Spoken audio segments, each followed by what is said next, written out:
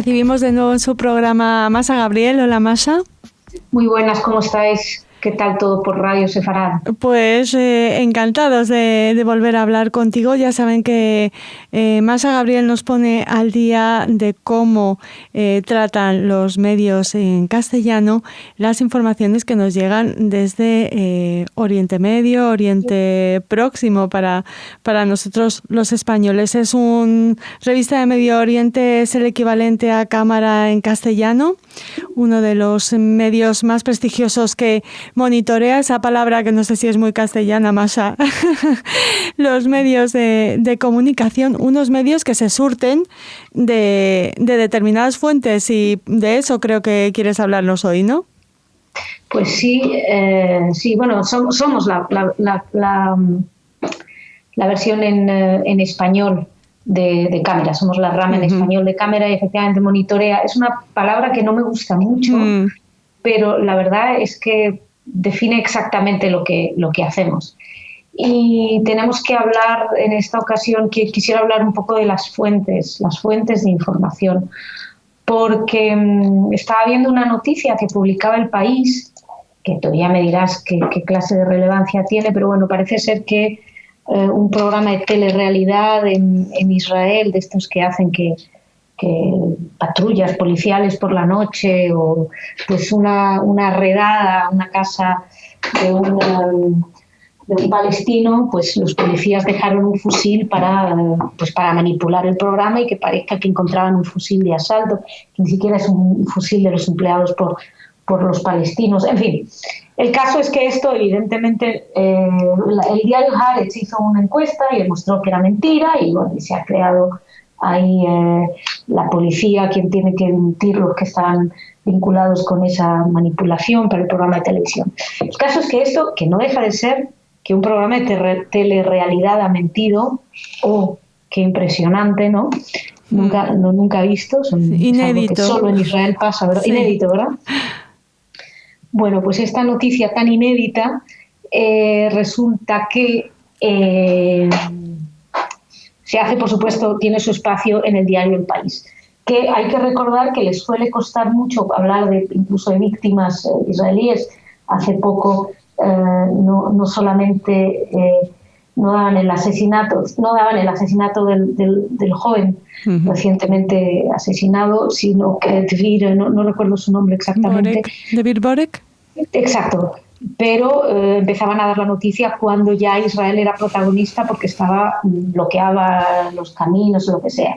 No dieron que encontraron a los responsables, pero sí tienen un espacio para esto que no deja de ser algo, pues un poco, diría yo, secundario. Pero bueno, cada uno elige la noticia que le resulta interesante. Pero a mí lo que más me llama la atención es que si te vas a ver, las noticias casi siempre tienen un denominador común, y es que es alguna investigación de Haaretz, o según el diario Haaretz.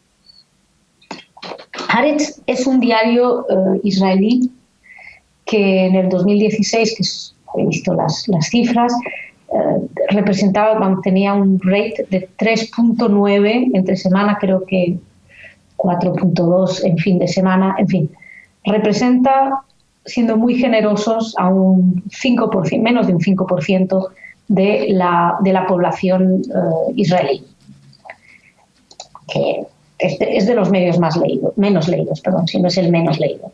Bueno, pues este diario es esencial para comprender el trabajo que hacen los corresponsales en el extranjero, porque básicamente es la Biblia. Lo que sale en Haaretz, ellos se hacen eco. Hay que destacar que Haaretz es un diario profundamente crítico con el gobierno de Israel, es un diario que incluso tiene algunas firmas que son abiertamente antisionistas, anti-israelíes, luego tiene otras que no lo son, pero bueno, que en general el diario Haaretz es un diario de una línea excesivamente crítica, o no puedo decir excesivamente, muy crítica con Israel, con su gobierno, por supuesto, pero no solamente con el gobierno.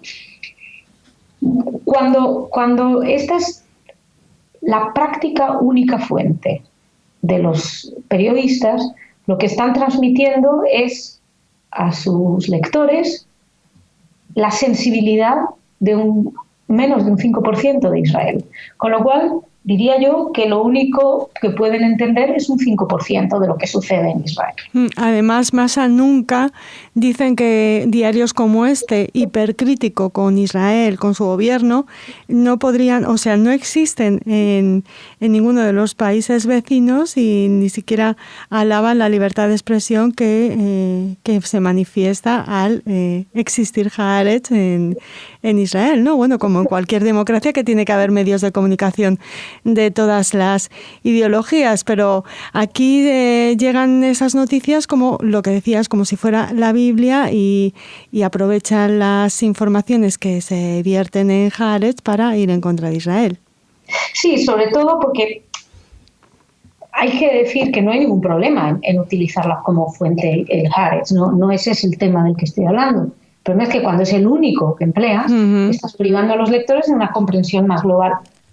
Es más, hay que decir que sí, que Haaretz es un medio extremadamente crítico, que ya quisieran muchísimos países, incluso algunos occidentales, tener medios con esa capacidad de criticar a los gobiernos, pero el lector de Haaretz en Israel está expuesto a una realidad mucho más grande, entiende mucho mejor el contexto en el que está.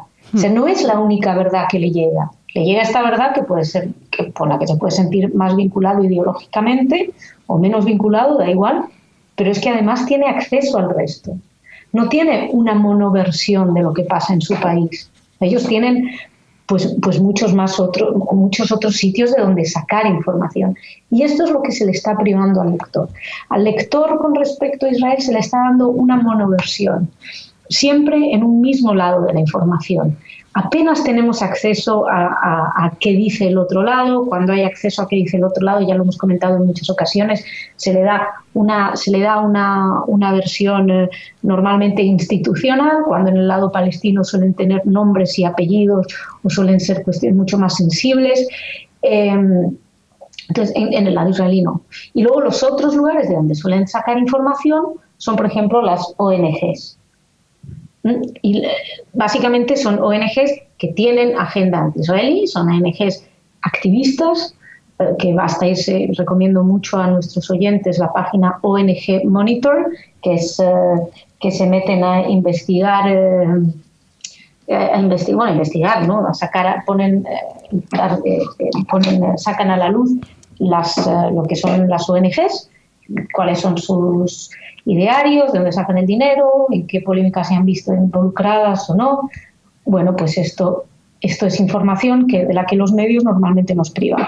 Cuando te dicen, la ONG Pepitez dijo que Israel lo está haciendo fatal, muchas veces omiten que la ONG Pepitez tiene dinero dado por gobiernos extranjeros, tiene una agenda concreta que es en contra de Israel, que son grupos antisionistas que apoyan los movimientos de boicot contra Israel, que llaman a Israel. Pues lo vimos la semana pasada con una ONG, nos hablaban de un ¿te acuerdas, Raquel? De un hombre que había hecho una exposición sobre los refugiados y se olvidaban de explicar que este hombre había, entre otras cosas, banalizado el Holocausto, había creado una ONG antisionista. Pues esto es lo que no nos cuentan. Con lo cual, el lector tiene un 5% de la sensibilidad israelí y esa sensibilidad te la distorsionan en base de un ideario político en el que tampoco te están dando exactamente todo lo que hay detrás. Realmente es un milagro comprender algo de lo que está sucediendo. Exacto, y que muchas veces no podemos responsabilizar a los lectores, a los oyentes, a los televidentes españoles de su opinión respecto a Israel, porque como tú bien dices, les llega una versión totalmente distorsionada de la realidad. Sí, y utilizo esto para hablar de otro tema, de algo más de ahora, de una nota de la agencia EFE, que está últimamente volviendo a los mejores tiempos. Hacía tiempo que no cometían tantos despropósitos, diría. Bueno, pues la agencia EFE también, otra de las cosas que hace es que da como información cuestiones que son opinativas. por ejemplo, en una nota sobre las confrontaciones en el Monte del Templo o explanada de las mezquitas, que además muchos medios han recogido, afirman, dicen, no, como dicen así, Jerusalén Este está en el Monte del Templo o la explanada de las mezquitas está en territorio palestino ocupado. Bueno, esto es pura opinión. En primer lugar, Jerusalén jamás fue palestino. Tampoco se había contemplado que fuera palestino o árabe en aquella época, en el 47. No, Jerusalén era un corpus separatum. Es decir, iba a quedar aparte, igual que Belén, por cierto, pero bueno, esto ya es para otro capítulo. Iba a quedar aparte, iba a haber, se supone, elecciones a los 10 años. Una ciudad con una mayoría judía desde 1830, creo recordar. ¿Qué ocurre? La agresión árabe del 48 tira por tierra todo esto. Jordania invade la parte este de Jerusalén y expulsa a los judíos. Así es cuando en el 48 por primera vez se crea un Jerusalén Este y Jerusalén Oeste. Antes no había existido y eso dura exclusivamente durante la ocupación jordana, porque cuando Israel cuando Israel recupera.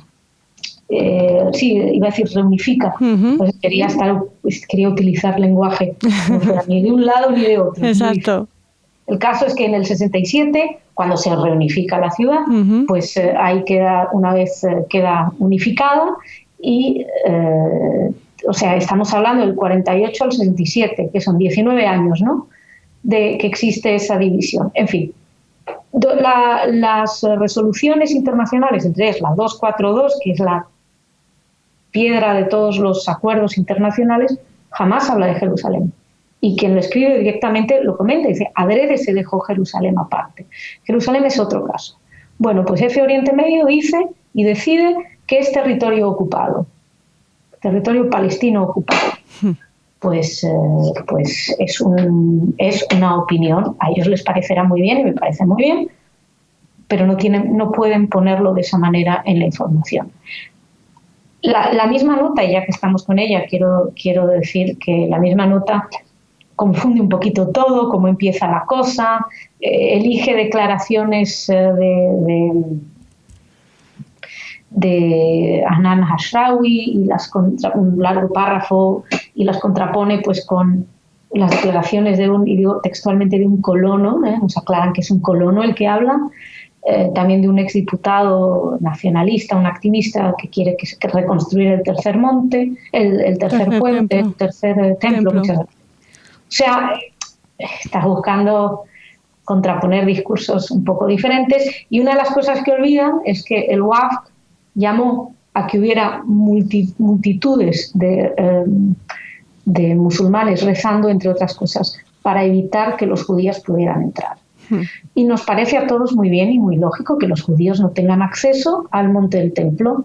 ¿Por qué? Porque los musulmanes sí pueden rezar en la explanada de las mezquitas. A nadie le plantea cuando te vienen, cuando te vienen a hablar de apartheid y de los derechos, etcétera, nadie te dice, no, pero los judíos a lo mejor deberían tener derecho también a rezar en su lugar más sagrado.